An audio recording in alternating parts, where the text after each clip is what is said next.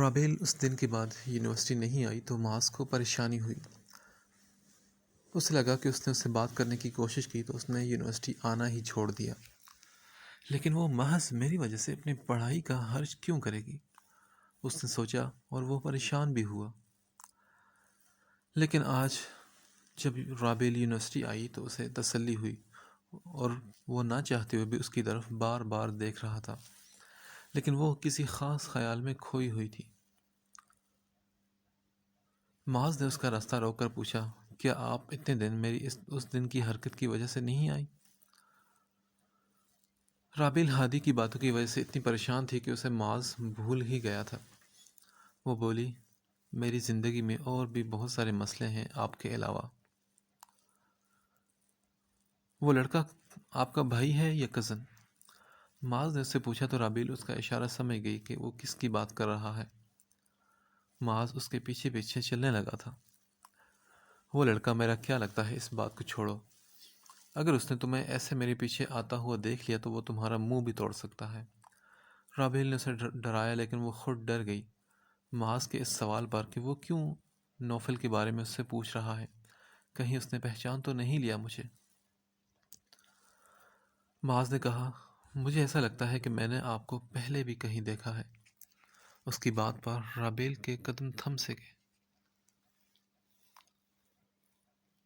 دنیا میں ایسے ہزاروں لوگ ہیں جن کو دیکھ کر ہمیں لگتا ہے کہ ہم نے انہیں پہلے بھی دیکھا ہے، تو کیا ہم سب کا راستہ روک کر ان سے یہ سوال کریں گے؟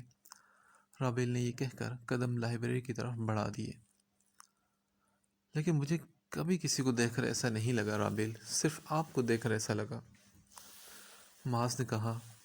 وہ لائبریری آ گئی تھی، وہ بینچ پر بیٹھ گئی تو معاذ اس کے ساتھ والی جگہ پر بیٹھ گیا۔ معاذ، آپ جائیں کہیں اور بیٹھ جائیں، مجھے تنگ مت کریں، مجھے آپ میں کوئی دلچسپی نہیں۔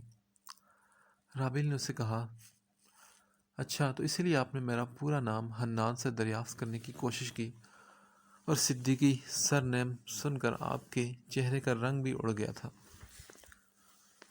رابیل نے دل ہی دل میں حنان کو بد دعا دی۔ وہ میں نے ویسے ہی پوچھا تھا۔ اچھا، مجھے لگا کہ… کیا لگا آپ کو، بتائیں مجھے۔ کچھ نہیں، آپ بتائیں مجھے۔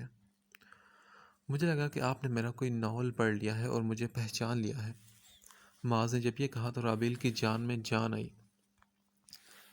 وہ اس کے ادبی ذوق سے واقف تھی۔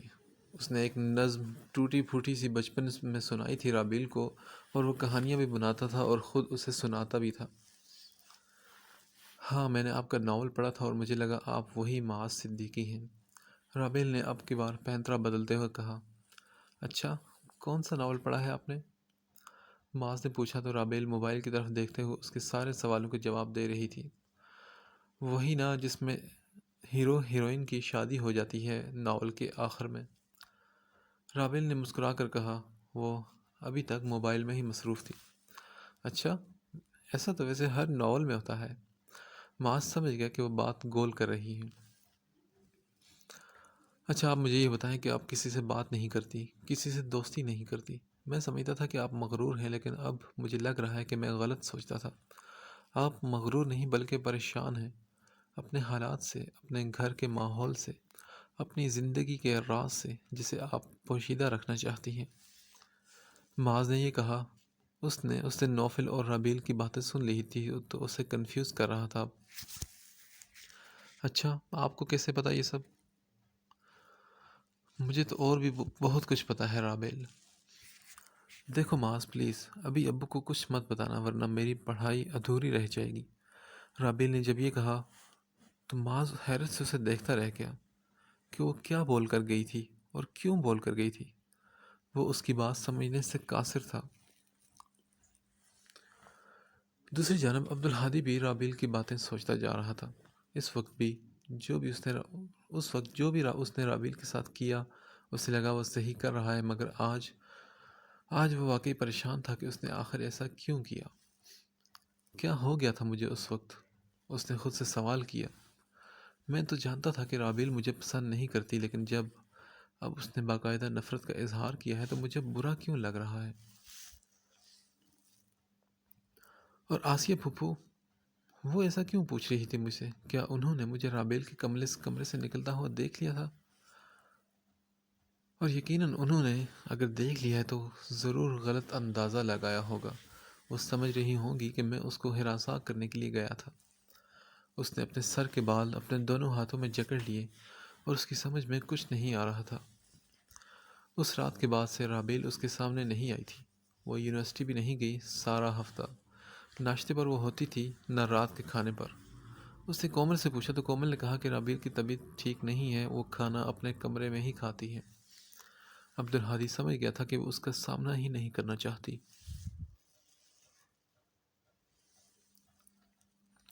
ہمیشہ عبدالہادی نے اس سے نفرت کا کھلا اظہار کیا تھا، اور اب جب رابیل نے نفرت کا اظہار کیا تو عبدالہادی کو بہت برا محسوس ہو رہا تھا۔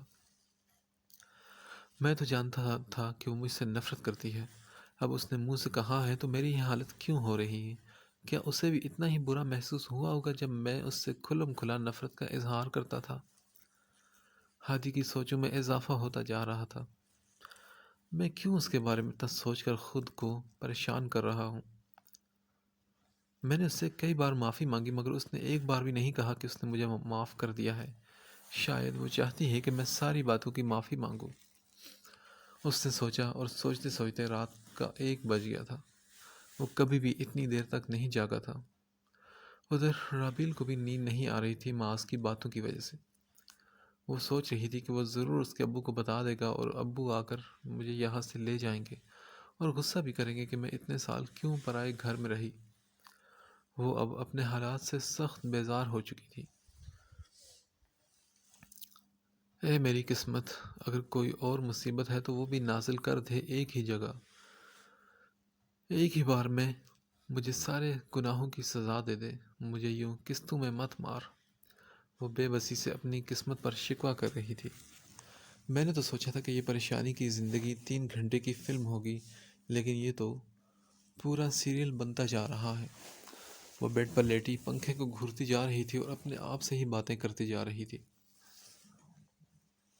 عبدالہادی نے اپنا موبائل اٹھایا اور رابیل کو پیغام لکھنے کی کوشش کی۔ بار بار وہ میسج لکھتا اور پھر مٹا دیتا۔ اسے سمجھ نہیں آ رہی تھی کہ وہ کیا لکھنا چاہ رہا ہے اور کیوں لکھنا چاہ رہا ہے۔ نہیں عبدالہادی کسی کے سامنے کمزور نہیں پڑ سکتا اور نہ ہی کسی کے سامنے جھک سکتا ہے، خاص کر ایسی لڑکی کے سامنے جس کی اس کی نظر میں کوئی اہمیت ہی نہیں۔ اس نے اپنا موبائل واپس رکھ لیا۔ رات کے اس پہر معاذ بھی اپنے کمرے میں جاگ رہا تھا اور سوچ رہا تھا کہ آخر رابیل نے کیا کہا اور کیوں کہا۔ وہ کس کے ابو کی بات کر رہی تھی اور کیا بتانے سے منع کر رہی تھی؟ وہ سوچے جا رہا تھا۔ وہ تو ایسے کہہ رہی تھی کہ جیسے میں اس کے باپ کو جانتا ہوں، اور یہ کیوں کہا کہ ابھی کچھ مت بتانا ورنہ میری پڑھائی ادھوری رہ جائے گی۔ وہ لیٹا ہوا تھا اور پھر سے اٹھ کر بیٹھ گیا۔ سوچ سوچ کر وہ تھک چکا تھا۔ میرے ابو کے ریٹائرمنٹ کے جو پیسے ہیں وہ معاذ کی پڑھائی پر خرچ ہو رہے ہیں، حالانکہ ان کو میری تعلیم پر خرچ ہونا تھا۔ ان پیسوں پر میرا حق ہے۔ میں دوسرے لوگوں سے فیس کے لیے بھیک مانگتی پھر رہی ہوں اور یہ معاذ میرے باپ کے پیسوں پر عیش کر رہا ہے۔ یہاں پر اس قدر ذلیل ہونے سے تو اچھا تھا کہ میں ابو سے اپنی تعلیم کے اخراجات مانگتی، لیکن وہ مجھے دیتے نہیں اور نہ ہی یونیورسٹی میں داخلہ لینے دیتے۔ جس مرد کی بیوی بے وفائی کرے وہ ساری سختیاں پھر اپنی بیٹی کے ساتھ کرتا ہے۔ معاذ بیٹے، تم کسی نوکری پر لگ جاؤ، پھر میں نے سارے پیسے اپنے باپ کے تم سے وصول نہ کیے تو میرا نام بھی رابیل نہیں۔ رابیل نے اپنی ازلی چالاکی کا ثبوت دیتے ہوئے سوچا۔ وہ اپنی سوچوں میں گم تھی کہ کچن کے پاس والی چھوٹی کھڑکی پر ہلکے سے دستک ہوئی۔ رات کے اس پہر بھی وہ کھڑکی اور دستک سن کر اس کو اپنے پیروں سے جان نکلتے محسوس ہوئی تھی۔ خوف کی ایک لہر اس کی ریڑھ کی ہڈی میں دوڑ چکی تھی۔ وہ لرزتے پیروں سے اٹھی۔ کھڑکی پر مسلسل دستک ہو رہی تھی اور کوئی اس کا نام بھی پکار رہا تھا، مگر آہستہ آواز میں۔ کون ہے؟ اس نے بمشکل پوچھا تو جواب آیا، میں ہوں نوفل۔ رابیل نے غصے سے کھڑکی کھول دی اور بولی، ایسا کرو تم دونوں بھائی ایک ہی جگہ مجھے گولی مار کر اپنا دل ٹھنڈا کر لو۔ ڈرا کر میرا ذہن مفلوج کر دیا ہے تم دونوں نے۔ اچھا، میں نے کب تمہیں ڈرایا ہے رابیل؟ آدھی رات کو میری کھڑکی کے پاس آ کر چوروں کی طرح دستک دے کر میرا ہارٹ اٹیک پورا ہارٹ اٹیک کا پورا انتظام کر کے پوچھ رہے ہو کہ تم نے مجھے کب ڈرایا ہے؟ رابیل نے غصے سے کہا تو وہ بولا، یار میں دوستوں کے ساتھ ایک پارٹی میں تھا، وہاں دوستوں نے روک لیا اور دیر ہوگی، اب اس وقت میں بیل نہیں بجا سکتا تھا، بھائی اور پھپھو جاگ جاتی اور دروازہ بھی نہیں بجا سکتا تھا، کیونکہ بھائی نے اگر دیکھ لیا تو میں اس وقت گھر آیا ہوں تو میری خیر نہیں۔ اچھا، اور اگر اس وقت ان دونوں نے تمہیں میری کھڑکی کے پاس دیکھ لیا تو صبح میرا اور تمہارا نکاح پڑھوا دیں گے، اور تم جیسے ناکارہ انسان سے نکاح کرنے سے بہتر ہے کہ میں ستی بن کر ساری زندگی ایک بند کمرے میں گزار دوں۔ اچھا وہ بات کی بات ہے، پہلے لاؤنج کا مرکزی دروازہ کھولو پلیز، لیکن ہوشیاری سے کھولنا، کہیں کوئی جاگ نہ جائے۔ نوفل نے اس سے کہا تو وہ بولی، گیٹ تو بند ہے، تم اندر کیسے آئے؟ میں دیوار کے ذریعے آیا ہوں اندر۔ واہ، کر دی نا واہیات حرکت، تھرڈ کلاس لڑکوں والی۔ بندہ اپنا کوئی سٹینڈرڈ رکھتا ہے، پتہ نہیں قدرت تم جیسے فضول لوگوں کو اتنے بڑے گھر میں کیوں بھیج کر کروڑوں کی جائیداد کا مالک بنا کر چھوڑ دیتی ہے۔ سچ میں تو نوفل تم پھوٹی کوڑی کے بھی حقدار نہیں ہو۔ رابیل نے افسوس سے کہا، رابیل کبھی تو پیسے سے ہٹ کر بھی کچھ سوچ لیا کرو، لالچ تو نہ تمہاری رگوں میں خون کی طرح دوڑتا ہے، امیر ہونے کی حسرت نے تمہیں ذہنی مریض بنا دیا ہے، چلو دروازہ کھولو۔ نوفل نے کھڑے کھڑے تھکتے ہوئے سے کہا، میں کیوں تمہاری خاطر اتنا بڑا رسک لوں، رات کے اس وقت باہر جاؤں اور دروازہ بھی کھولوں، اوپر سے تم مجھے لالچی اور ذہنی مریض بھی کہہ رہے ہو، دفع ہو جاؤ، پڑے رہو باہر، میں نہیں کھولنے والی منحوس آدمی۔ رابیل نے یہ کہہ کر کھڑکی بند کر دی اور واپس بیڈ پر لیٹ گئی۔ نوفل مسلسل دستک دیے جا رہا تھا، وہ بولا، اگر تم نے دروازہ نہیں کھولا تو میں بھائی اور پھپھو کو بتا دوں گا کہ تمہارا ایک کلاس فیلو تمہارے پیچھے لگا ہوا تھا اور تم اس سے باتیں بھی کر رہی تھی، پھر بھائی اور پھپھو تمہارا یونیورسٹی جانا بند کر دیں گے اور مجھے بہت برا لگے گا تمہیں کچن میں برتن دھوتے ہوئے دیکھنا۔ نوفل کے پاس ہمیشہ ایک تازہ ترین دھمکی ضرور ہوتی تھی۔ رابیل نے موبائل اٹھایا اور کھڑکی کھول دی۔ نوفل نے سر کھڑکی کے اندر کیا تو رابیل نے اس کی جلدی میں ایک تصویر لی۔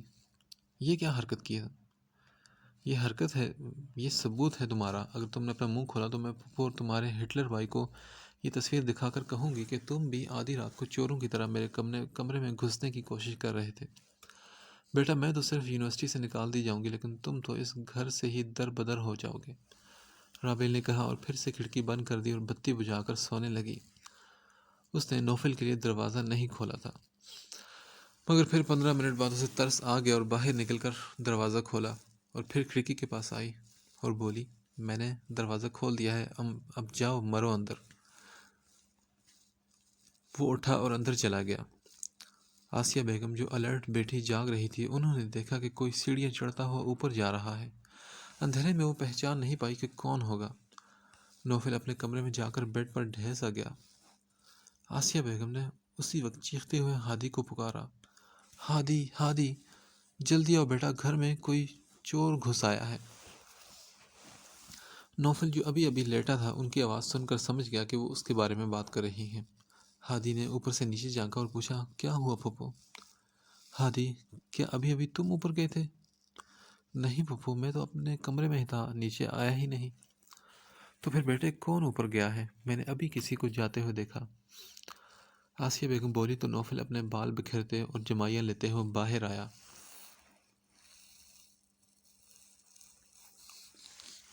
کیا ہوا پھپھو؟ اس نے بھی وہی سوال کیا تو پھپھو نے اس سے پوچھا، نوفل کیا تم ابھی اوپر گئے تھے؟ نہیں پھپھو، میں تو کب سے سو رہا تھا، نوفل نے اپنی اداکاری کے جوہر دکھاتے ہوئے کہا۔ رابیل بند دروازے کے پیچھے سے آوازیں سن رہی تھی، نیکی اس کے گلے پڑ چکی تھی، منحوس آدمی، ہم تو ڈوبیں گے صنم، تم کو بھی لے ڈوبیں گے، یہی کیا ہے نوفل نے میرے ساتھ، اب اللہ کرے میری تفتیش شروع نہ ہو جائے۔ رابیل بند دروازے کی اوٹ میں کھڑی بڑبڑا رہی تھی کہ اس کا دروازہ بھی بجا۔ رابیل، کیا تم نے کوئی آواز سنی دروازہ کھولنے اور بند ہونے کی؟ آسیہ نے رابیل کے چہرے کا جائزہ لیتے ہوئے پوچھا۔ اتنے میں نوفل اور ہادی بھی دونوں نیچے آ چکے تھے۔ نہیں پھپھو، میں تو سو رہی تھی گہری نیند۔ رابل نے کہا تو آسیہ نے اس کی طرف دیکھا۔ رابل کا چہرہ بالکل گہری نیند والا نہیں تھا بلکہ تر و تازہ تھا، اور نہ ہی اس کی آنکھیں نیند سے بھری تھی۔ رابل، یہ کھڑکی کیوں کھلی ہوئی ہے؟ آسیہ نے نوٹ کیا تو رابل کا رنگ اڑ گیا۔ یہ وہ میں بند کرنا بھول گئی تھی، کمرہ گرم تھا نا تو حفظ کی وجہ سے میں نے کھولی تھی کھڑکی۔ رابل آسیہ کے پیچھے چلتے ہوئے کہتی جا رہی تھی، جو کہ کھڑکی کے پاس آ کر اس کا جائزہ لینے لگی۔ اچھا، تو تم لائٹ جلا کر سو رہی تھی کیا؟ آسیہ بیگم نے پھر پوچھا تو ان کے سوال پر رابل نے خوار نظروں سے نوفل کو دیکھا۔ وہ ہاں، مجھے اتنی سخت نیند آ گئی تھی پڑھتے پڑھتے کہ مجھے ہوش ہی نہیں رہا لائٹ بجھانے کا۔ رابل نے اپنے بالوں پر شہادت کی انگلی پھیرتے ہوئے کہا۔ اس کا دماغ آج نہیں چل رہا تھا۔ اس نے دل ہی دل میں معاذ اور ہادی کو کوسا، جن کی وجہ سے اس کا تیز دماغ کام نہیں کر رہا تھا۔ سو جائیں پھپھو، آپ کی صحت آج کل ٹھیک نہیں ہے، اس وجہ سے آپ کو وہم ہو جاتا ہے، ہادی نے کہا تو آسیہ بیگم نے اسے دیکھا۔ ہادی کے چہرے پر بھی گہری نیند کے کوئی آثار نمایاں نہیں تھے۔ پھر انہوں نے نوفل کو دیکھا، وہ منہ سجا کر مسلسل جمائیاں لیتا جا رہا تھا، آنکھوں کو زبردستی کھولنے کی کمال اداکاری کرتے ہوئے۔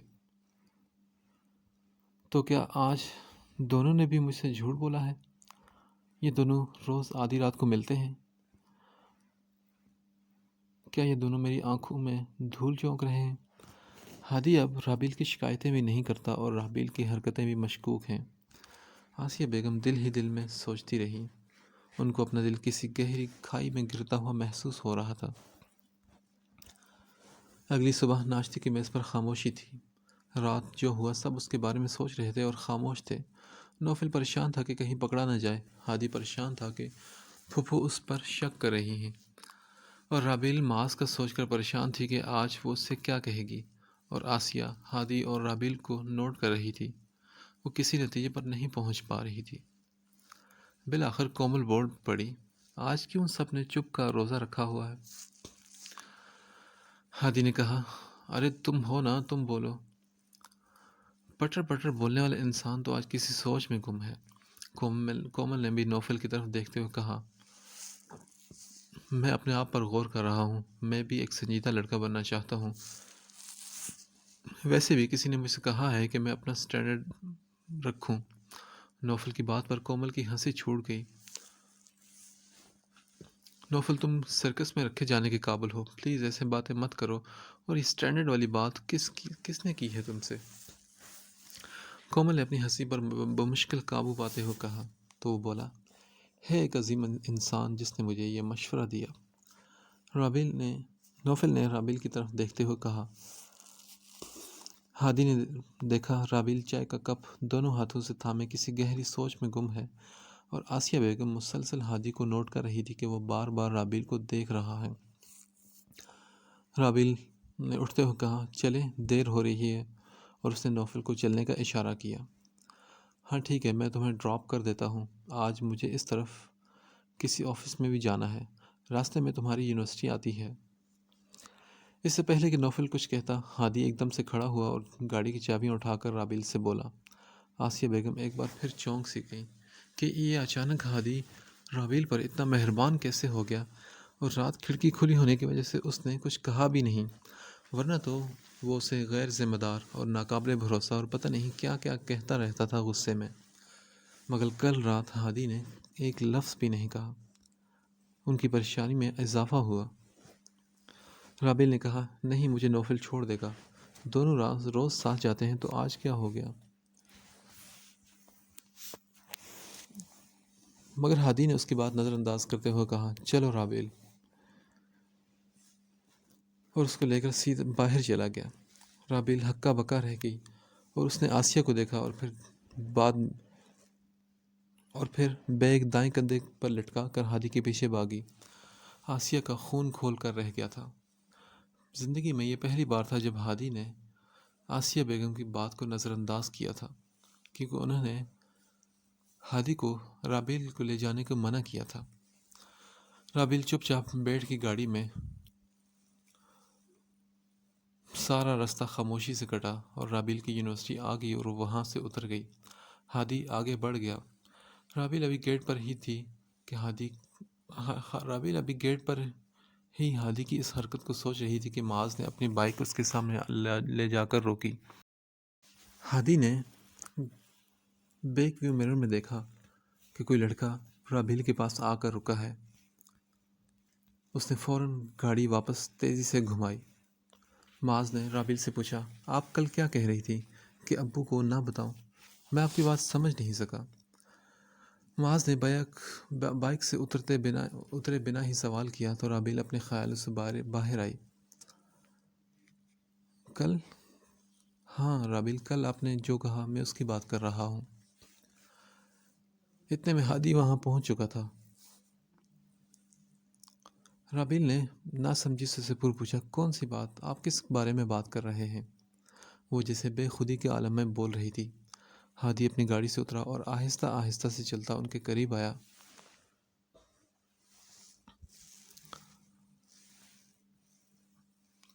رابل، تم اپنا موبائل گاڑی میں بھول گئی تھی، ہادی نے کہا تو اس کی آواز سن کر رابل جیسے اچھل پڑی۔ ہادی نے موبائل اس کی طرف بڑھایا لیکن وہ معاذ کو دیکھ رہا تھا۔ رابل نے دل ہی دل میں سوچا کہ آج تو مر گئی، اور لرزتے ہاتھوں سے موبائل لیا۔ معاذ بھی ہادی کا جائزہ لے رہا تھا۔ رابل ان دونوں کو ان کے حال پر چھوڑ کر اندر کی جانب تیزی سے بھاگی اور سوچا، میری بلا سے مار دے معاذ کو یا اپنی گاڑی چڑھا دے اس کے اوپر، میری تو جان بچ جائے گی۔ رابل دل میں کہتی ہوئی اندر چلی گئی۔ دیکھو مسٹر، آج تمہیں زندہ چھوڑ رہا ہوں، آئندہ میں نے تمہیں اس کے آس پاس بھی دیکھا تو۔ ہادی نے معاذ کو دھمکی دی تو اس نے کہا، تو کیا کر لو گے تم؟ تو میں تمہارا وہ حشر کروں گا کہ قبر کی جگہ بھی میسر نہیں ہوگی تمہیں۔ ہادی نے اسے کہا۔ اس کی آواز نیچی تھی لیکن لہجہ سخت تھا۔ نہیں، تم نے میرا جو حشر کرنا ہے ابھی کرو، معاذ نے کہا تو ہادی اس کی جرأت پر حیران ہوا۔ ابھی میں تمہارا ضرور کچھ کرتا، لیکن یہاں کروں گا تو رابل پر لوگ سوال اٹھائیں گے اور اس کی بدنامی ہوگی۔ میں دوسروں کی طرح اپنے گھر کی لڑکی کا بیچ راہ میں تماشا بنانے والوں میں سے نہیں ہوں۔ میں اس کی عزت بھی کرتا ہوں اور کروانا بھی جانتا ہوں۔ تم جو بھی ہو، آئندہ اس کا راستہ روکنے کی کوشش مت کرنا۔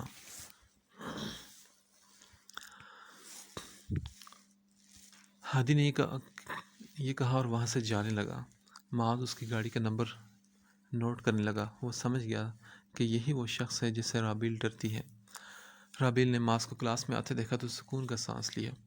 لیکچر شروع ہونے میں ابھی آدھا گھنٹہ باقی تھا۔ معاذ اس کے قریب پڑی کرسی کھینچ کر بیٹھ گیا اور بولا، کیا یہ آپ کا بھائی تھا؟ رابل نے اسے کہا، کیا آپ کی ہڈی پسلیاں سلامت ہیں نا؟ ہاں، باہر ہڈی پسلی ایک کرنے کی دھمکی دے گیا ہے، یہاں اسے آپ کی بدنامی کا خوف تھا۔ اچھا، کیا کیا اس نے؟ معاذ نے اسے ساری بات بتائی تو وہ بولی، آپ کو ضرورت کیا تھی میرے سامنے آنے کی؟ رابل سخت پریشان لگ رہی تھی۔ رابل، میں تو ویسے ہی پوچھ رہا تھا، شاید آپ یونیورسٹی کے اندر مجھ سے بات کرنے سے کتراتی ہیں، اس لیے سوچا میں باہر سے ہی پوچھ لوں۔ معذرت کرتا ہوں، شاید آپ کے لیے مسئلہ بن چکا ہے یہ۔ معاذ، میں آپ سے ڈرتی نہیں ہوں۔ مطلب پہلے ڈرتی تھی؟ معاذ نے اس سے پوچھا۔ آپ مجھے یہ بتائیں کہ آپ کو کیا شوق ہے ہر بات کی تہ میں جانے کا؟ رابل نے اس سے پوچھا تو وہ بولا، مجھے کوئی شوق نہیں، میں تو کل سے آپ کی کل والی بات سے سوچ کر پریشان ہو رہا ہوں کہ آپ نے ایسا کیوں کہا۔ آپ نے مجھے یہ کیوں کہا کہ میں آپ کے ابو کو کچھ نہ بتاؤں ورنہ آپ کی پڑھائی ادھوری رہ جائے گی؟ معاذ نے جب یہ کہا تو رابل کی چھٹی حس بیدار ہوئی۔ اس نے سوچا، اس کا مطلب ہے کہ معاذ نے مجھے پہچانا نہیں اور یہ میری بات سمجھا بھی نہیں۔ رابل نے سکھ کا سانس لیا اور بولی، اصل میں معاذ، میں آج کل شدید ذہنی دباؤ کا شکار ہوں۔ مجھے خود بھی پتہ نہیں چلتا کہ میں کیا بول رہی ہوں اور کس کے سامنے بول رہی ہوں۔ آپ اپنے دماغ پر اتنا زور مت ڈالیں اور بھول جائیں یہ سب، رابل نے یہ کہا اور موبائل اسکرین پر نظریں جما دی۔ معاذ اس کے چہرے میں ایک بار پھر سے کھو گیا تھا۔ آج الجھن میں وہ اسکارف پہننا بھول گئی تھی۔ رابل اس کی نظریں خود پر محسوس کر رہی تھی، پھر موبائل سے نظر ہٹا کر بولی، آپ جاتے ہیں یہاں سے یا میں چلی جاؤں؟ آپ؟ رابل نے جب یہ کہا مگر معاذ خاموش رہا۔ حد ہے معاذ، آپ میں تو کوئی سیلف رسپیکٹ نام کی چیز ہے بھی نہیں۔ رابل نے غصے سے بولی تو وہ بولا، میں نے آپ سے کہا کہ یہاں سے جائیں۔ رابل نے اسے چپ چاپ خود کو گھورتے ہوئے دیکھا تو آنکھیں دکھا کر پھر سے بولی، مگر معاذ بہت سوچنے کے بعد بے اختیار منہ سے بولا، بیلا۔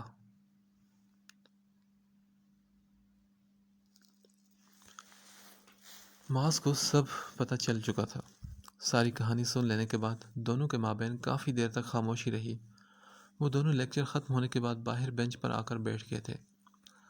معاذ نے بہت سوچنے کے بعد اسے کہا، تم نے صحیح نہیں کیا۔ پرائے گھر میں رہ کر چچی کے جانے کے بعد تمہیں وہاں نہیں رہنا چاہیے تھا۔ معاذ، میں نے کہا نا، میں نے یہ فیصلہ صرف آسیہ پھوپھو کی وجہ سے کیا۔ اگر میں ابو کے پاس آ جاتی تو پھوپھو سے محروم ہو جاتی۔ کوئی نہیں سمجھ سکتا کہ جب اس عورت نے پہلی بار مجھے اپنی باہوں کے حصار میں لیا تو مجھے کیسے ایک دم سے تحفظ کے احساس نے گھیر لیا تھا۔ مجھے کبھی میری ماں نے بھی اس طرح گلے نہیں لگایا تھا جس طرح اس عورت نے مجھے اپنی باہوں میں بھر لیا تھا۔ خدا ہی جانتا کہ اس کی باہوں میں مجھے اس قدر تحفظ کا احساس ہوا جو مجھے میری سگی ماں کی باہوں میں بھی نہیں ہوا۔ امی ابو کو جھگڑوں نے مجھے اس قدر خوف زدہ کر دیا تھا کہ میں نے سوچا اگر میں واپس گئی تو ابو ویسے ہی غصہ کریں گے۔ اور اگر تم یاد کرو معاذ، ابو نے کب مجھے محبت دی، اتنی کہ میں ان کے پاس واپس جانے کا فیصلہ کرتی۔ میرے ہوش سنبھالتے ہی انہوں نے امی پر ہاتھ اٹھانا شروع کیا تھا۔ میرے ماں باپ دونوں میں صبر نام کی کوئی چیز نہیں تھی۔ ان دونوں نے میرے لیے سمجھوتا بھی نہیں کیا۔ یہ صرف اس لیے ہوا کہ میں بیٹی تھی، بیٹا نہیں۔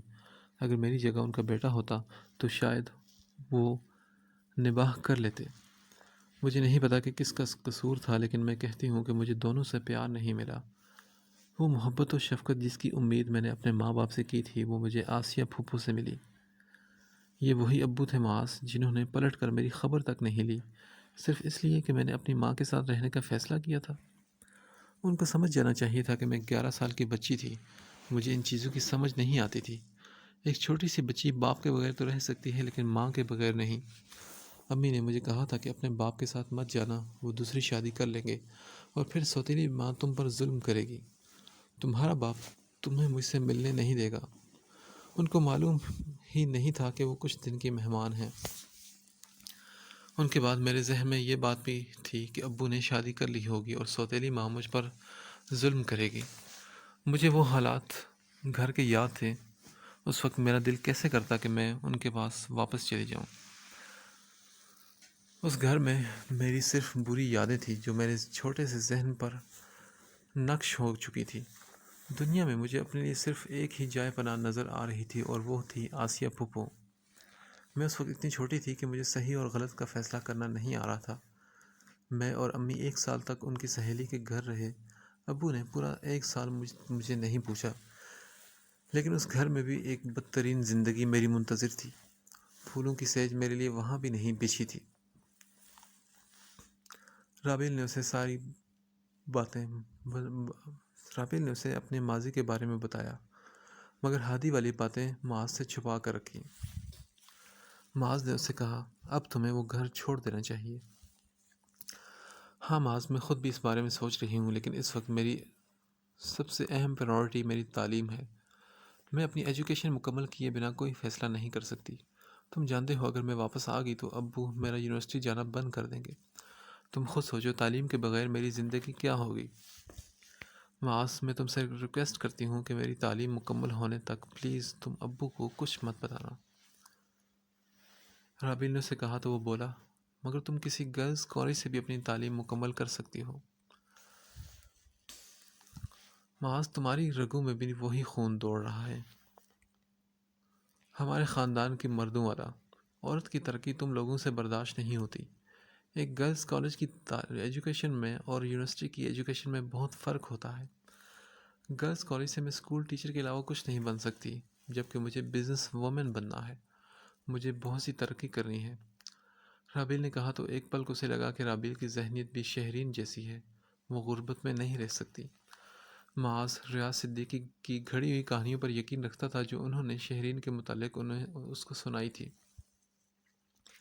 وہ بولا، لیکن رابیل، تم اس گھر میں نامحرم لڑکوں کے بیچ کیسے رہ سکتی ہو اور اپنے سوتیلے بھائی کے ساتھ بائک پر آتی جاتی ہو یا پھر گاڑی پر آتی ہو؟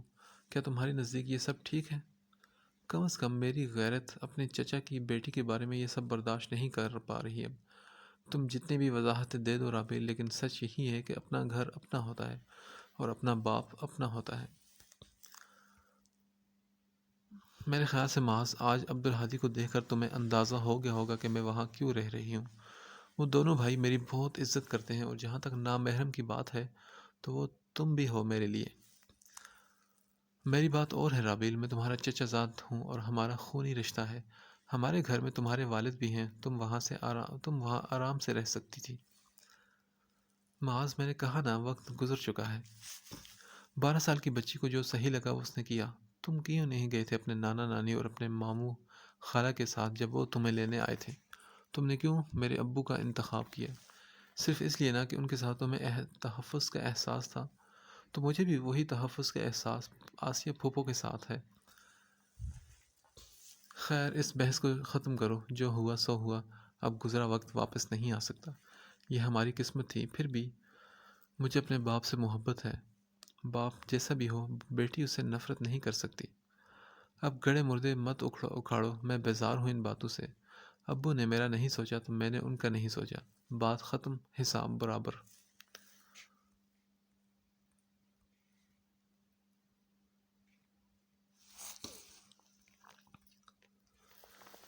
یونیورسٹی سے واپسی پر رابیل اپنے کمرے میں تھی کہ کومل آ گئی۔ اس کے گھر میں اس کے ہاتھ میں ایک کتاب تھی۔ وہ کہہ رہی تھی، رابیل، یہ مجھے سمجھ نہیں آ رہا، ذرا مجھے اس کی ٹیوشن تھوڑا دے دو۔ اصل میں کل کلاس میں میرا سر درد ہوا تو میں صحیح سے یہ ٹاپک سمجھ نہیں پائی۔ کومل نے کتاب کھول کر رابیل کے سامنے بیڈ پر رکھی اور پریشانی سے بولی۔ رابیل نے پہلے اس کا جائزہ لیا، پھر اسے سمجھانے لگی۔ سمجھانے کے بعد اسے پوچھا، کیا تم سمجھ گئی یہ ٹاپک؟ ہاں تھینک یو، میں سمجھ گئی۔ پھر کومل نے اس سے پوچھا، رابیل، کیا یونیورسٹی میں تمہاری کلاس میں لڑکے بھی ہیں؟ ہاں کومل، زیادہ تر لڑکے ہی ہیں، کیونکہ انجینئرنگ کے ڈپارٹمنٹ میں لڑکیاں کم ہی آتی ہیں۔ کومل نے تجسس سے پوچھا، کیا وہ لڑکے ہینڈسم بھی ہیں؟ ہاں کومل، کچھ ہیں کچھ نہیں بھی، رابیل نے جواب دیا تو کومل اب آلتی پالتی مار کر بیٹھ گئی۔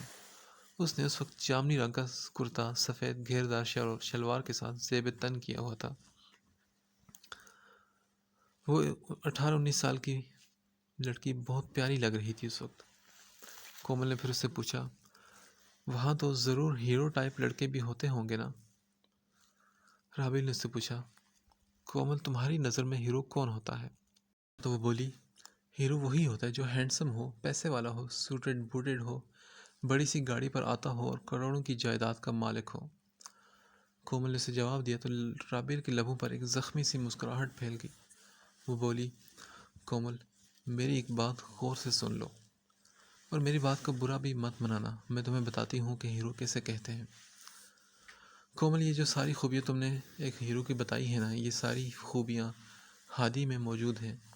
وہ ہینڈسم ہے، پیسے والا بھی ہے، سوٹڈ بوٹڈ ہے، بڑی گاڑی میں گھومتا ہے اور کروڑوں کی جائیداد کا مالک ہے۔ بظاہر وہ کسی بھی لڑکی کے لیے ہیرو ہو سکتا ہے، لیکن میرے لیے نہیں۔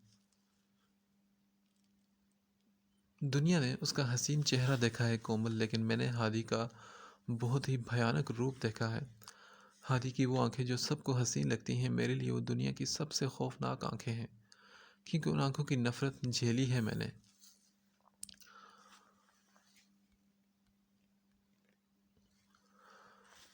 رابیل نے اسے کہا تو کومل سوچ میں پڑ گئی، اور پھر اس نے پوچھا، اچھا رابیل، تو پھر تمہاری کہانی کا ہیرو کون ہے؟ کومل نے پھر تجسس سے اسے سوال کیا تو وہ بولی، جانتی ہو میری ڈکشنری میں ہیرو کی کیا ڈیفینیشن ہے؟ میری نظر میں ہیرو کون ہے؟ رابیل نے کہا تو کومل اس کے اور قریب ہو گئی بیٹھ گئی۔ اس کا تجسس بڑھ چکا تھا۔ وہ بولی، ہاں ہاں بتاؤ مجھے۔ کومل، میری نظر میں نوفل ہیرو ہے، کیونکہ نوفل وہ انسان ہے جس نے آج تک میری ماں کی وجہ سے مجھ سے نفرت نہیں کی، جس نے آج تک مجھے میری ماں کا طعنہ نہیں دیا، مجھے ایک پل کے لیے بھی یہ نہیں جتایا کہ میری ماں نے اس کا ہنستا بستا گھر اجاڑ دیا تھا۔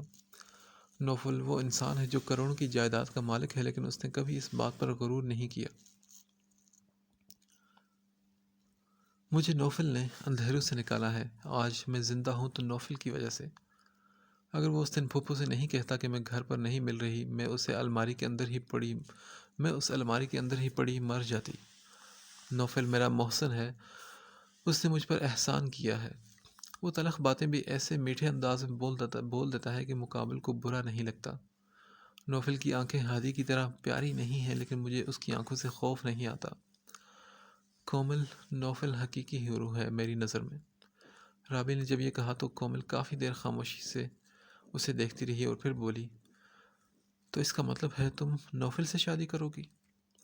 اس کے اس احمقانہ سوال پر رابعہ کی ہنسی چھوٹ گئی۔ وہ اتنا ہنسی کہ اسے اپنے پیٹ میں بھی درد محسوس ہونے لگا۔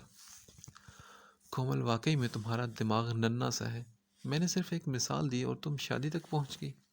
توبہ ہے یار تم سے۔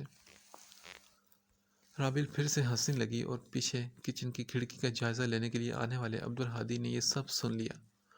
اس کے دل کے ہزار ٹکڑے اس کے وجود کے اندر بکھر چکے تھے۔ وہ آیا تو کھڑکی کو دیکھنا تھا، لیکن قدرت نے اسے آج ایک آئینہ دکھا دیا تھا۔ اپنے دل اور اپنی ذات پر بوجھ لیے عبدالہادی وہاں سے ہٹ گیا۔ اگلی صبح وہ آئینے کے سامنے کھڑا تھا۔ اس نے جیل لگا کر اپنے بال پیچھے کیے اور گھڑی پہننے لگا۔ وہ شیشے میں اپنا عکس دیکھ رہا تھا۔ وہ اپنی ہی آنکھوں کو دیکھ کر سوچنے لگا کہ ہادی کی وہ آنکھیں جو سب کو حسین لگتی ہیں، میرے لیے وہ دنیا کی سب سے خوفناک آنکھیں ہیں۔ اسے رابعہ کی باتیں یاد آئی۔ اسے یاد آیا کہ اس کی ماں اس کی آنکھوں کو چوم کر کہتی تھی کہ ہادی، تمہاری آنکھیں دنیا میں سب سے زیادہ خوبصورت ہیں۔ کتنا فرق تھا ان دو عورتوں کے دیکھنے میں۔ ایک کے لیے میری آنکھیں دنیا میں سب سے خوبصورت تو دوسرے کے لیے میری آنکھیں سب سے خوفناک۔ ہادی پھر اپنا کوٹ اٹھا کر پہننے لگا۔ اسے یاد آیا کہ رابعہ نے کہا تھا کہ ہر سوٹڈ بوٹڈ انسان ہیرو نہیں ہوتا۔ وہ سیڑھیاں اترتا ہوا نیچے لاؤنج میں ناشتے کی میز پر آ کر بیٹھ گیا اور چائے کپ میں ڈالنے لگا۔ تھوڑی دیر میں گھر کے تمام افراد وہاں موجود تھے۔ آسیہ بیگم نے عجیب سے انداز میں ہادی سے کہا، کیا آج بھی تم رابعہ کو گاڑی میں ڈراپ کرنے جاؤ گے؟ ہادی نے چونک کر انہیں دیکھا اور پھر اس کے ذہن میں کچھ باتیں گھومنے لگی۔ نہیں پھوپھو، کل میں اس طرف جا رہا تھا تو میں نے سوچا اسے ڈراپ کرتا جاؤں۔ اب روز روز میں کسی پر ایسی عنایت تو نہیں کر سکتا۔ ہادی نے بالکل نارمل انداز میں جواب دیا۔ تو رابعہ نے دل ہی دل میں اسے کہا، مجھے بھی کوئی شوق نہیں ہے تمہارے ساتھ جانے کا مسٹر۔ نوفل نے کہا، بھائی اگر آپ اس پر روز یہ عنایت کر دیں تو بہتر ہوگا۔ مجھے بہت عجیب لگتا ہے روزانہ اس کو اپنی بائک پر لے جانا۔ یونیورسٹی میں لڑکے اس کے بارے میں مجھ سے عجیب باتیں کرتے ہیں۔ ہادی اس کی بات پر چونک پڑا اور پوچھا، کیسی باتیں؟ بھائی وہ مجھ سے پوچھتے ہیں کہ یہ کون ہے اور تمہاری کیا لگتی ہے، اور بھی فضول بکواس کرتے ہیں۔ نوفل نے اپنی بات ادھوری چھوڑ دی تو ہادی کے جیسے تن بدن میں ایک آگ سی لگ گئی یہ سن کر۔ اس نے معنی خیز نظروں سے آسیہ بیگم کی طرف دیکھا تو آسیہ بیگم اس کی نظروں سے تھوڑا سا گھبرا گئی۔ رابعہ بھی اچانک اس بات پر بوکھلا گئی بلکہ پریشان ہو گئی، اور اس نے ایک نظر نوفل کو دیکھا اور پھر دوسری نظر آسیہ بیگم پر ڈالی۔ اسے لگا کہ اب ہادی کوئی فتویٰ صادر کرے گا، لیکن ہادی نے صرف آسیہ کو دیکھا اور پھر چپ چاپ چائے پینے لگا۔ اگر ہم اسی طرح لوگوں کی فضول باتوں پر کان دھرتے رہیں گے تو کبھی بھی زندگی میں آگے نہیں بڑھ سکتے۔ ہماری ساری زندگی صرف ان 3 الفاظ کے گرد طواف کرتی ہے کہ لوگ کیا کہیں گے۔ رابعہ نے گھبراتے ہوئے کہا اور پھر ہادی کے تاثرات کا جائزہ لینے کے لیے اس کی طرف دیکھا۔ ہادی نے اس کی بات پر کوئی رد عمل ظاہر نہیں کیا اور ایک دم سے اٹھ کھڑا ہوا۔ پھوپھو میں چلتا ہوں، مجھے بہت دیر ہو رہی ہے، اس نے آسیہ بیگم سے کہا اور وہاں سے چلا گیا۔ اور پھر آفس میں بھی ہادی پورا دن ڈسٹرب رہا۔ کبھی بھی اپنی زندگی میں اس قدر ذہنی طور پر وہ ڈسٹرب نہیں تھا جتنا آج ہو رہا تھا۔ اسے سمجھ نہیں آ رہی تھی کہ آخر وہ رابعہ کی باتوں کی وجہ سے اتنا پریشان کیوں ہو رہا ہے۔ وہ کسی فیصلے پر نہیں پہنچ پا رہا تھا۔ اس کی زندگی میں جتنے بھی لوگ تھے، اس کے ماں باپ، اس کے گھر والے، بہن بھائی، پھوپھو، سب نے اسے ہمیشہ یہ احساس دلایا تھا کہ وہ ایک شاندار شخصیت کا مالک ہے، اور اسی احساس کی وجہ سے وہ خود کو ہیرو سمجھتا تھا۔ وہ مغرور نہیں تھا، لیکن وہ اپنی ذات کو مکمل سمجھتا تھا۔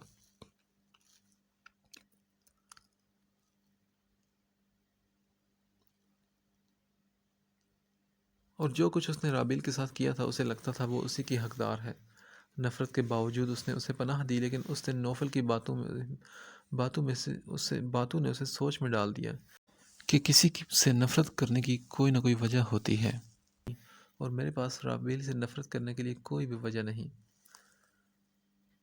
ہادی نے سوچا، پھر میرے پاس کیا وجہ ہے رابیل سے نفرت کرنے کے لیے؟ کون سی ایسی طاقت نے مجھے یہ احساس دلایا کہ رابیل قابل نفرت ہے؟ وہ سوچوں کے سمندر میں ڈوبتا جا رہا تھا۔ نوفل بدتمیز انسان، کیا ضرورت تھی سب کے سامنے بائک والی بات کرنے کی؟ وہ صحن میں رات کا کھانا کھانے کے بعد ٹہل رہی تھی کہ نوفل آ گیا۔ اس نے دیکھتے ہی اس پر غصہ شروع کر دیا۔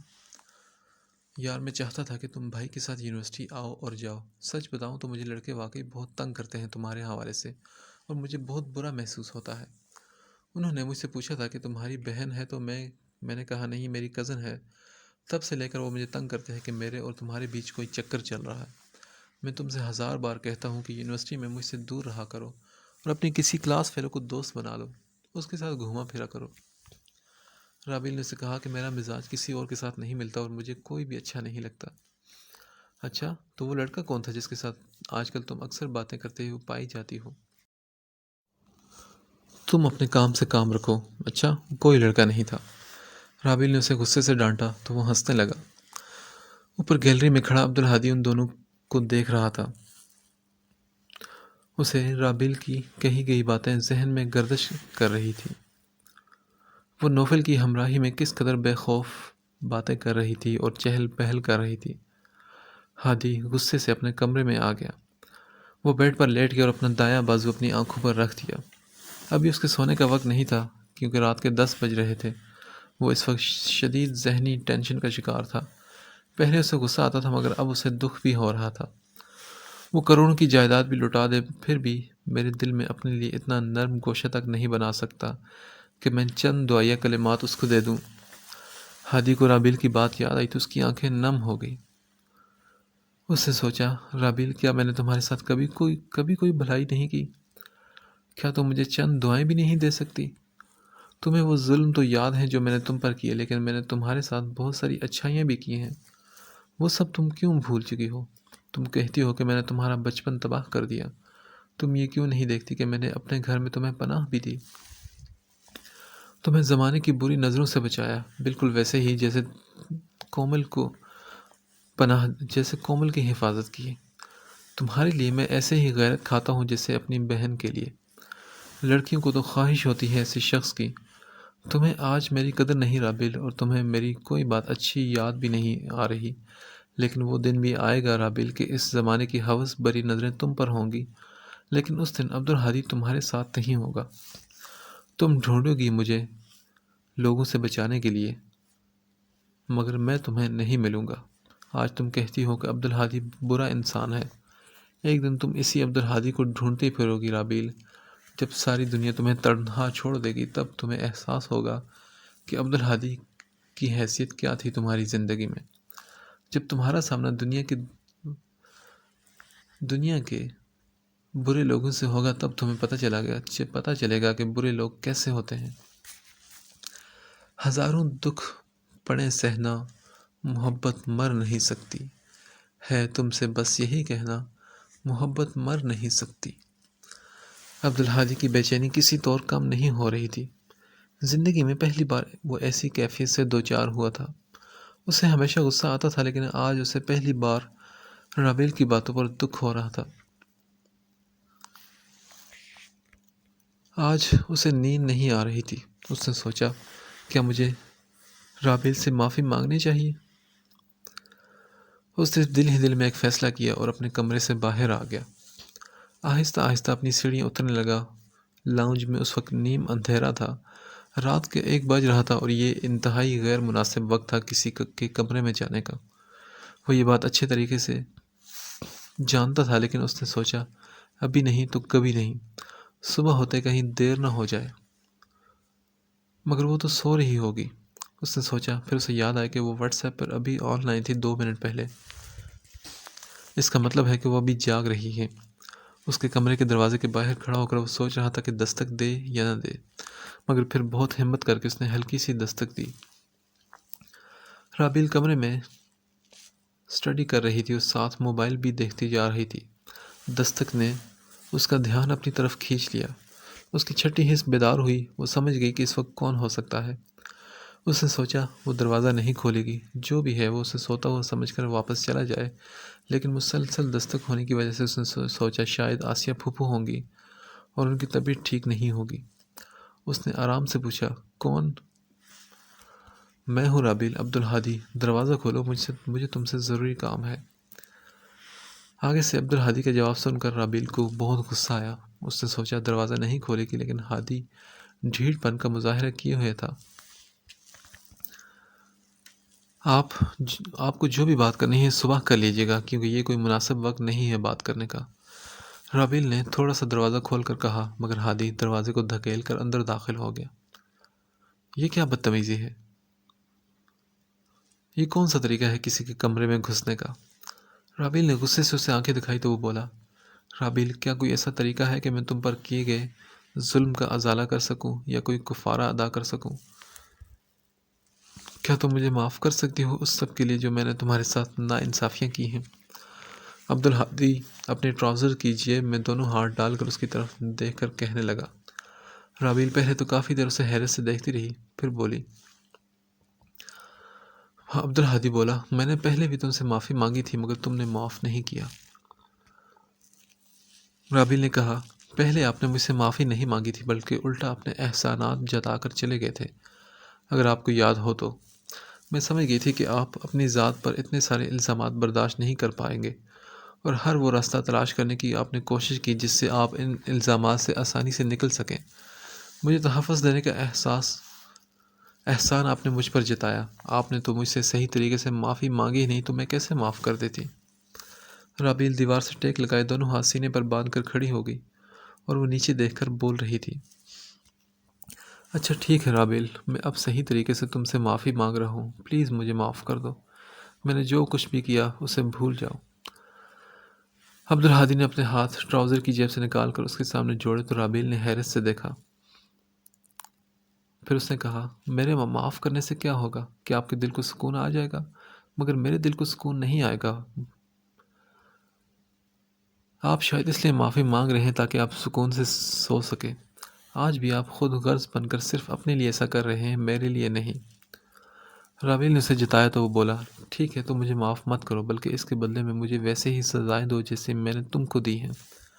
مجھے اندھیرے حبس زدہ کمرے میں بند کر دو، مجھے بھوکا مارو، جتنا ظلم مجھ پر کرنا ہے کر لو تاکہ تمہیں بھی سکون مل جائے۔ اس کی بات پر رابیل کے ہونٹوں پر زخمی سی مسکراہٹ پھیل گئی۔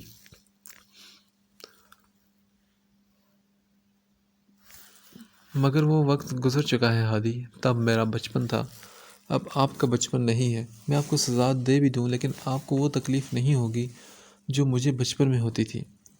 بچپن کی سزائیں بہت اذیت ناک ہوتی ہیں، یہ آپ کی ساری زندگی پر اثر انداز رہتی ہیں ہمیشہ۔ رابیل نے یہ کہا تو ہادی کے اندر بہت سا کچھ ٹوٹ سا گیا۔ وہ بولا، رابیل، میں بس اپنا سب کچھ تمہارے نام کرنے کے لیے تیار ہوں، تم مجھے معاف کر دو۔ سب کچھ سے کیا مطلب ہے آپ کا؟ میرا مطلب ہے یہ گھر اور اپنے حصے کی ساری جائیداد میں تمہارے نام کر دوں گا۔ ہادی نے یہ کہا تو رابیل کو ایک دم غصہ آیا اور بولی، آپ کی ساری جائیداد میرا بچپن واپس نہیں لا سکتی مسٹر ہادی، اور آپ نے سوچ بھی کیسے لیا کہ میں یہ سب آپ سے لے لوں گی ان مظالم کے بدلے جو آپ نے مجھ پر کیے؟ رابیل نے دکھ سے کہا اور کہا، اب آپ جا سکتے ہیں یہاں سے، پلیز جائیے یہاں سے۔ رابیل نے کہا اور واپس اسٹڈی ٹیبل کی طرف بڑھنے لگی تھی کہ ہادی نے اس کا ہاتھ تھام لیا۔ دوسری جانب آسیہ بیگم کی بھی آنکھ کھل چکی تھی۔ ان کو اپنی طبیعت ٹھیک نہیں لگ رہی تھی، شاید ان کا بی پی بڑھ چکا تھا۔ انہوں نے بلڈ پریشر کی گولی ڈھونڈی لیکن انہیں نہیں ملی۔ پتہ نہیں رابیل گولیاں کہاں رکھ دیتی ہے میری، وہ یہ کہتی اٹھ کھڑی ہوئی، چپل پہنے اور رابیل کے کمرے کی طرف بڑھنے لگی۔ انہوں نے سوچا رابیل سو رہی ہوگی، اس لیے انہوں نے بالکل آہستہ سے دروازے کا ہینڈل گھمایا، یہ دیکھنے کے لیے دروازہ لاک ہے یا نہیں۔ ہینڈل گھمانے سے دروازہ کھل گیا تو ان کو حیرت ہوئی کہ رابیل نے سوتے ہوئے کمرہ لاک نہیں کیا۔ ان کو اندر سے آوازیں سنائی دی جیسے رابیل کے کمرے میں کوئی اور بھی موجود ہے۔ وہ حیران ہوئی کہ اس وقت رابیل کے کمرے میں کون ہے اس کے ساتھ۔ انہوں نے بہت آرام سے تھوڑا سا دروازہ کھولا، ایسے کہ جو بھی کمرے میں موجود ہے اسے دروازہ کھلنے کی آواز نہ آئے، لیکن سامنے کا منظر دیکھ کر ان کے پیروں تلے سے زمین نکل گئی۔ ان کی آنکھیں حیرت سے کھل گئی۔ انہیں تو ایک پل بھی اب اپنی آنکھوں پر یقین ہی نہیں آیا۔ ہادی رابیل کا ہاتھ کھینچ کر اس کے اپنے قریب کرتے ہوئے کہہ رہا تھا، ایسا مت کرو میرے ساتھ رابیل، میں مر جاؤں گا، میں پل پل اذیت کی موت مر رہا ہوں پچھلے کافی دنوں سے۔ ہادی پلیز میرا ہاتھ چھوڑیں اور چلے جائیں یہاں سے، کیوں کر رہے ہیں آپ یہ سب؟ رابیل نے دبی آواز میں کہا اور اپنا ہاتھ ہادی کی مضبوط گرفت سے چھڑانے کی کوشش کی۔ رابیل میں تم سے آپ کیا مجھ سے؟ رابیل میں تم سے محبت کرنے لگا ہوں، ہادی نے بے اختیار کہا۔ یہ الفاظ اس کی زبان کے بجائے اس کے دل سے نکل رہے تھے، جیسے کہ وہ یہ سب بولنے کے لیے نہیں آیا تھا اور نہ ہی تو یہ سب بولنا چاہتا تھا، لیکن اس کے دل سے آواز آئی اور اس کی زبان سے یہ لفظ ادا ہو چکے تھے۔ ہادی کو اب خود اپنے ہی کہے گئے الفاظ پر حیرت ہونے لگی تھی۔ آسیہ بیگم نے یہ سب دیکھ کر آہستہ سے دروازہ بند کیا۔ طبیعت تو ان کی پہلے ہی خراب تھی، لیکن اب مزید بگڑ گئی تھی۔ وہ نہ جانے کیسے اپنے کمرے میں گئی۔ رابیل بالآخر تم نے بھی اپنی ماں کی طرح اپنا اصل چہرہ دکھا ہی دیا، آخر تم نے بھی پھنسا ہی لیا میرے معصوم سے عبدالہادی کو۔ آسیہ بیگم نے رابیل کے بارے میں سوچتے ہوئے شیشے کا گلاس زور سے فرش پر دے مارا۔ شیشہ ٹوٹنے کی آواز پر عبدالہادی اور رابیل کا ہاتھ چھوڑ کر فوراً باہر بھاگا۔ وہ دونوں ہی اس آواز پر چونک گئے تھے۔ جس لمحے کے سحر میں وہ دونوں ہی گرفتار ہونے والے تھے وہ سحر ٹوٹ چکا تھا۔ ہادی ایک دم سے باہر آیا۔ اس نے دیکھا کہ آسیہ بیگم کے کمرے کا دروازہ تھوڑا سا کھلا ہوا ہے۔ ایک دم سے ان کے کمرے کی جانب بھاگا۔ اندر داخل ہوا تو اس کی آنکھیں پھٹی کی پٹی رہ گئی۔ آسیہ بیگم فرش پر بے ہوشی کی حالت میں پڑی تھی۔ پھوپھو کیا ہوا آپ کو؟ ان کی یہ حالت دیکھ کر ہادی کا دل ڈوب سا گیا۔ اس نے رابیل کو آواز دی۔ اس کی آواز سن کر رابیل بھی دوڑتی ہوئی آسیہ بیگم کے کمرے کی جانب آئی۔ رابیل جلدی سے نوفل کو کہو کہ اپنی گاڑی نکالے، میں پھوپھو کو باہر لے کر آتا ہوں، عبدالہادی نے کہا تو رابیل ایک لمحہ ضائع کیے بغیر باہر کو بھاگی۔ نوفل بھی ایک جھٹکے سے اٹھا تھا۔ دروازہ بجنے کے انداز سے اسے پتہ چل گیا تھا کہ کچھ گڑبڑ ہے۔ نوفل پھوپھو بے ہوش ہو گئی ہیں، جلدی چلو۔ بہت مشکل سے رابیل کے منہ سے یہ الفاظ ادا ہوئے تھے۔